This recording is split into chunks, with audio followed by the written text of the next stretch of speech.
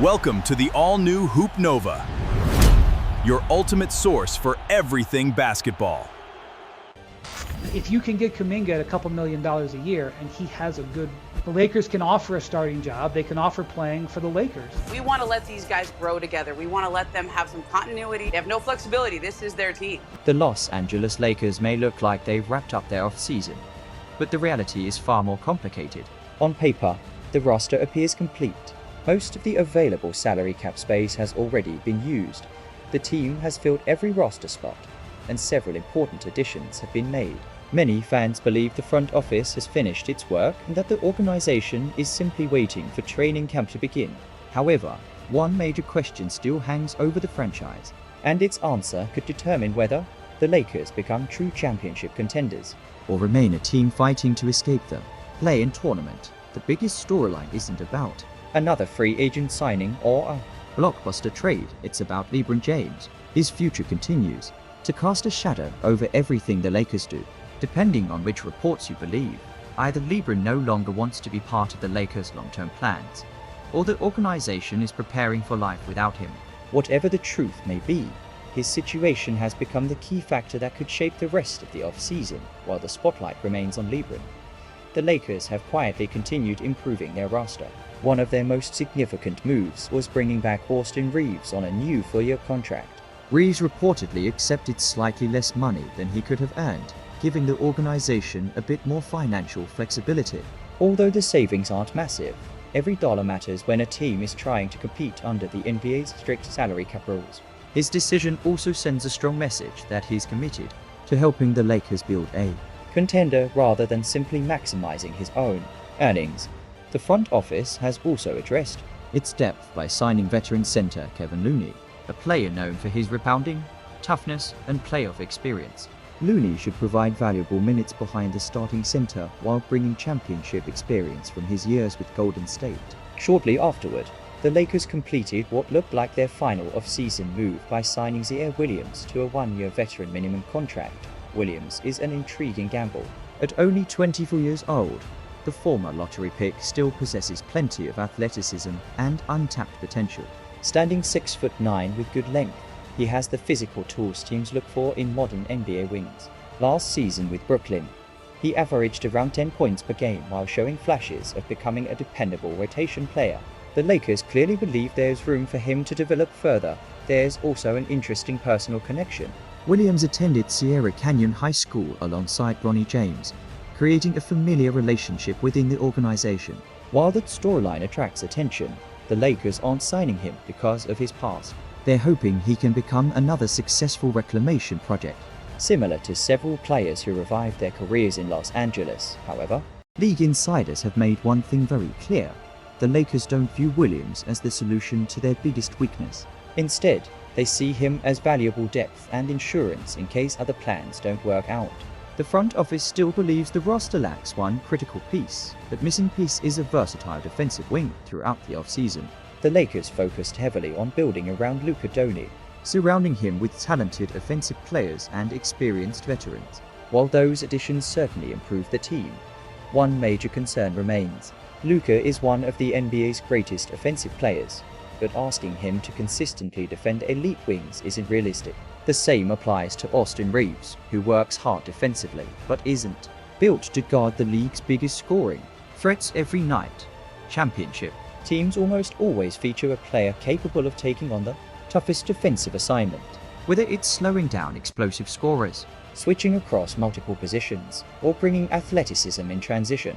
That type of play is essential during deep playoff runs.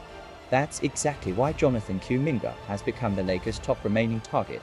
Multiple respected NBA reporters, including Jake Fisher, Dan Wake, Anthony Slater, and Mark Stein, have all reported that Kuminga sits at the top of Los Angeles' wish list.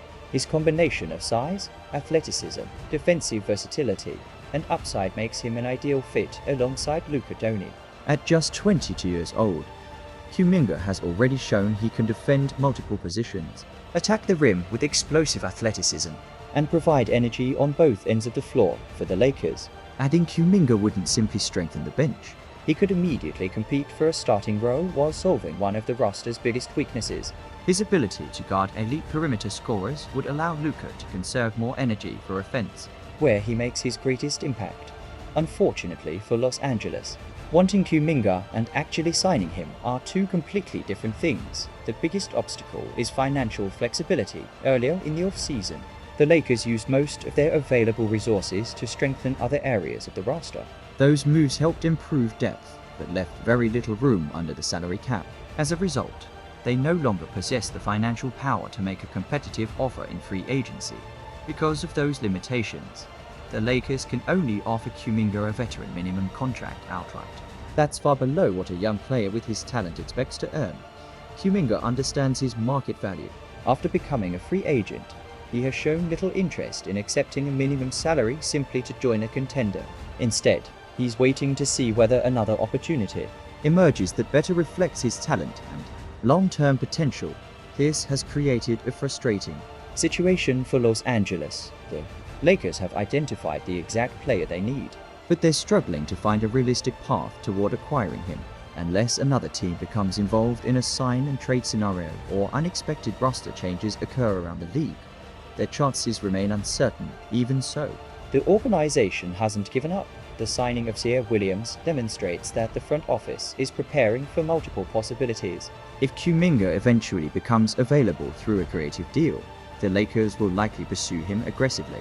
If not, Williams provides additional wing depth while the coaching staff evaluates whether he can develop into something more. For now, the Lakers' offseason remains unfinished despite appearances. The roster may technically be full, but the front office continues searching for the final piece that could transform this group from a solid playoff team into a legitimate championship contender. Everything now depends on whether they can solve their biggest weakness without the financial flexibility they once had dotted as training camp approaches. All eyes remain on two names: LeBron James and Jonathan Kuminga.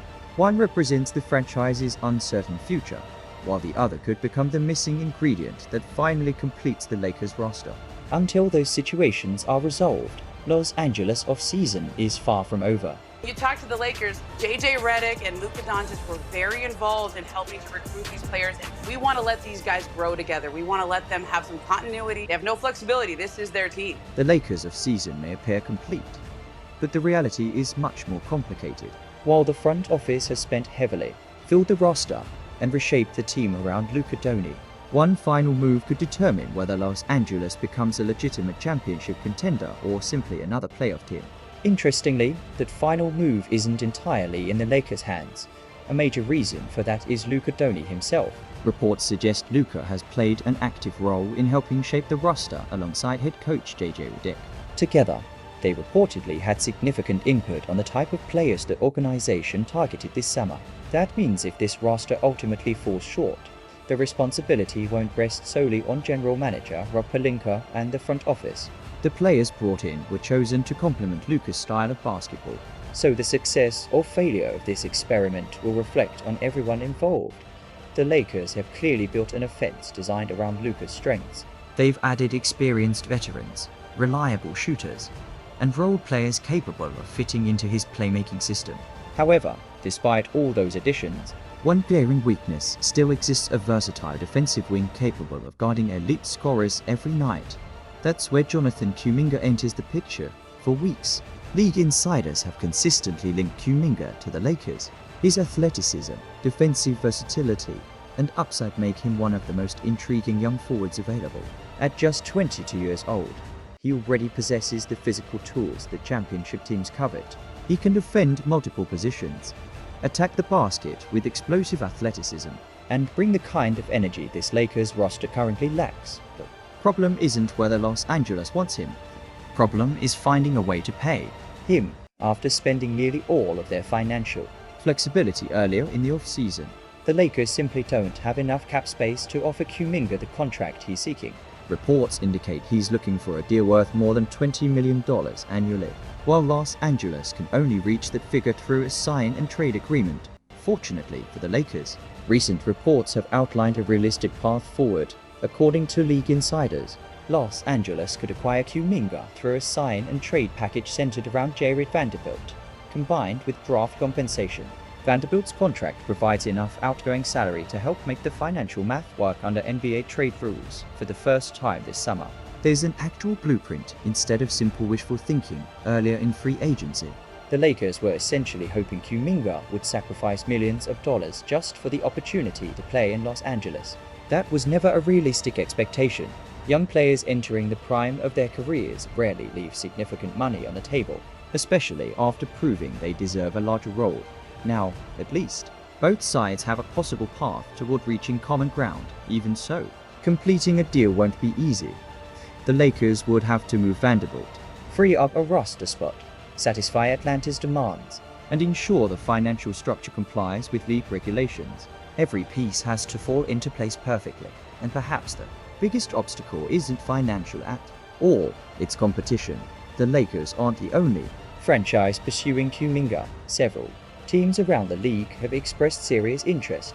The Cleveland Cavaliers have emerged as one of the strongest contenders, thanks to Kuminga's previous relationship with head coach Kenny Atkinson, who worked with him during his time as an assistant coach in Golden State. Milwaukee has also been mentioned as a possible destination because Kuminga could receive a larger role there, while Sacramento continues monitoring the situation in case an opportunity develops. In other words, Los Angeles isn't negotiating in a vacuum. They're competing against multiple playoff teams that can offer attractive situations of their own. Yet despite all this interest, the market has barely moved. Why? Because everything continues to revolve around one player, LeBron James. His free agency has unexpectedly become the biggest domino affecting the entire NBA landscape. Depending on which reports you believe, either LeBron informed the Lakers he was ready to move on, or the organization quietly decided it was time to begin the Luka Dončić era without him. Whatever happened behind closed doors, one thing is clear: LeBron's next decision will impact far more than just the team he chooses. Unlike previous years, LeBron isn't chasing the largest contract possible. Reports suggest he's willing to accept a much smaller salary if it gives him the best opportunity to compete for another championship. That changes everything, because if one of the greatest players in NBA history becomes available at a discounted price, every contender has to pause before making major roster decisions. Several organizations have reportedly positioned themselves as serious candidates. The Cleveland Cavaliers remain the favorite in many league circles. A return to where LeBron's career began would create one of the most memorable homecomings in NBA history. Miami has also been linked as a possible destination, giving fans dreams of another reunion with Eric Spoelstra. Golden State continues to surface in speculation after previous reports connected LeBron with Stephen Curry. Philadelphia, Minnesota, and Denver have also been mentioned as teams capable of making competitive offers depending on how the rest of free agency unfolds. Each of these franchises is watching the situation carefully, and many of them are delaying other transactions until LeBron makes his decision. That's where things become incredibly important for the Lakers. Cleveland, one of the strongest teams pursuing Kuminga, reportedly doesn't want to finalize additional roster moves until it knows whether LeBron is joining the franchise. If the Cavaliers believe they have a legitimate chance to sign James, preserving flexibility becomes their top priority. As long as LeBron waits, Cleveland waits, and if Cleveland waits, Jonathan Kuminga waits. Suddenly, the Lakers' pursuit of their ideal wing is being delayed by a player who may no longer even be part of their organization. The irony is impossible to ignore. Even after potentially leaving Los Angeles, LeBron's decision could continue shaping the Lakers' offseason. Some reports have even suggested Cleveland could explore ways to reunite LeBron with his son, Bronny James, if the opportunity presents itself, creating another layer of complexity to an already unpredictable situation. For now, nobody truly knows how this story ends. There are two realistic outcomes. The first is the optimistic scenario for Lakers fans. Los Angeles successfully negotiates a sign and trade with Atlanta, acquires Jonathan Kuminga, and finally solves the roster's biggest weakness. The moment Kuminga joins the starting lineup, everything changes. Luka no longer has to expend energy defending elite wings every night. Austin Reeves receives more defensive support. The Lakers suddenly possess the athleticism, versatility, and size necessary to compete with the Western Conference's best teams. Kuminga isn't a finished product. His career has featured moments of brilliance mixed with stretches of inconsistency. Coaches have questioned his decision-making, defensive discipline, and overall fit within structured systems, but that's exactly why this represents such an appealing gamble. Playing alongside Luka Dončić could unlock the best version of Kuminga's game. Luka consistently creates open opportunities for teammates, and Kuminga's athleticism would allow him to thrive as a cutter, transition scorer, and versatile defender. At the right price, his upside far outweighs the risk. If Rob Pelinka completes this move, the perception of the Lakers' entire offseason changes overnight. Instead of earning average reviews, the front office would deserve significant credit for addressing nearly every major weakness on the roster. However, the second scenario paints a much different picture.